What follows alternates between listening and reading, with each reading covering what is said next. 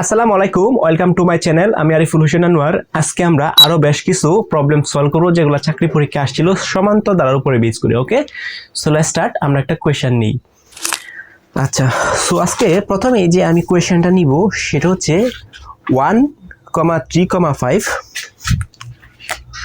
1,3,5 dot dot dot dot. ওকে, এখানে বলছে হচ্ছে কোন পদ 383 হবে।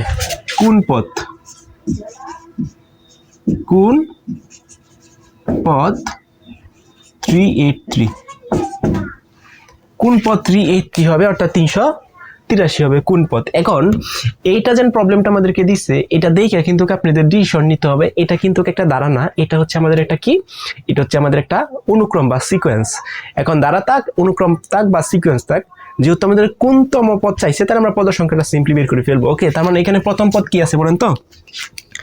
এখানে প্রথম পদকে এ দ্বারা প্রকাশ করা হয় আমরা জানি। তার মানে প্রথম পদ এ ইজ ইকুয়াল টু কত আছে 1। তাহলে সাধারণ অন্তর কি বের করব? যে কোনো পদ মাইনাস পূর্ববর্তী পদ। তাহলে সাধারণ অন্তর হচ্ছে ডি ইজ ইকুয়াল টু যে কোনো পদ কোনটা নিলাম, ধরেন 5 নিলাম, তার মানে 5 মাইনাস পূর্ববর্তী কি আছে 3। তার মানে 5 এতে 3 গেলে কত থাকবো? 2 থাকবে। তার মানে আমরা হচ্ছে প্রথম পদ 1 পাইলাম, সাধারণ অন্তর ডি ইজ ইকুয়াল টু 2 পাইলাম। তাহলে আমরা কি জানি? এনতম পদ কি জানি? এনতম পদ জানি হচ্ছে এ প্লাস এন মাইনাস 1 ইন্টু কি ডি ইজ ইকুয়াল টু কত দিতে হবে? 383। এর মান কত? 1 plus n minus 1 into D এর মান কত? 2 ইজ ইকুয়াল টু 383।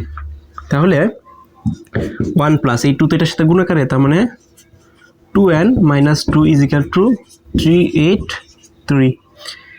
তাহলে এখানে প্লাসের 1 মাইনাসের 2, তো মাইনাসের 2 এতে প্লাসের 1 গেলে তাকে মাইনাসের 1 থাকবে। তার মানে 2n minus 1 is equal to 383। তাহলে 2n ইজ ইকুয়াল টু, এটা হচ্ছে এন কি আছে, এটা মাইনাস, ওই পাশে কি হবে? প্লাস হবে। তার মানে 383 প্লাস 1, তাহলে 2n ইজ ইকুয়াল টু 3, 8 এক যোগ করলে কত হবে? 4 হবে। ওকে, আচ্ছা, তাহলে এই 2 টাইম গুণ আছে, ওই পাশে কিভাবে ভাগ করবে? n ইজ ইকুয়াল টু 384 ভাগ কত? 2 দেখা যাচ্ছে? হ্যাঁ। আচ্ছা, n এর মানটা আমি এই পাশে লিখি। তাহলে n ইজ ইকুয়াল টু 284, এর আমরা 2 দিয়ে ভাগ করলাম। তাহলে এর যদি আমরা 2 দিয়ে ভাগ করি, আমার কাছে ক্যালকুলেটরটা নাই, একটু ক্যালকুলেটরটা নেই। এর 2 দিয়ে ভাগ করলে কত হবে? 192। That is my answer. That is my answer. এটা বলছে কোনতম পদ 380 হবে, তার মানে 192 তম পদ 383 হবে। সো এই হচ্ছে সলিউশন। একটু স্ক্রিনশট নিলে নিতে পারেন। ওকে, সো ভেরি সিম্পলি, এবং হচ্ছে এগুলো খুবই ইফিশিয়েন্টলি ভাবে করতে হবে, এবং এগুলো তো খুবই গুরুত্বপূর্ণ math. Okay, so let's try another. আমরা আরেকটা সলভ করি। এটা মুছে দিই।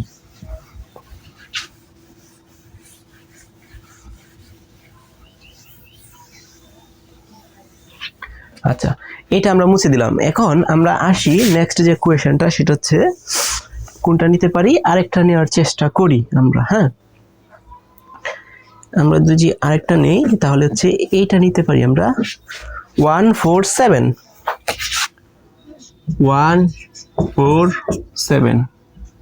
ওকে, 147 দ্বারার 29তম পদ কত? দ্বারার